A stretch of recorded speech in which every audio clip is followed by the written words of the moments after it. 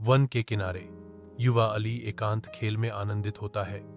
उसकी हंसी धूप से सराबोर आश्रय में गूंजती है। सूर्य की रोशनी चंदवा से होकर गुजरती है, क्योंकि पक्षियों का गीत हवा में भर जाता है, जो अली को प्रकृति के आनंद की एक सिम्फनी में लपेट लेता है।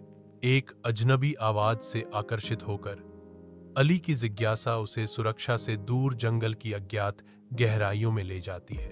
अली जंगल से थका हुआ गुजरता है। घना चंदवा उसके चारों ओर छाया डालता है। एक घायल डायनासोर असहाय पड़ा है, जिसका शक्तिशाली रूप एक गंभीर घाव से कलंकित है। अली दया से प्रेरित होकर कोमल देखभाल से डायनासोर के घाव को साफ करने के लिए घुटने टेकता है। घने जंगल के बीच अली घायल डायनासोर को भोजन और पानी देता है, जो जंगल में आशा की किरण है। कोमल देखभाल के साथ अली डायनासोर के घाव पर पट्टी बांधता है, जो धब्बेदार धूप में विश्वास का बंधन बनाता है। डायनासोर बोलता है। उसकी आवाज आभार से भरी हुई है। धन्यवाद, अली।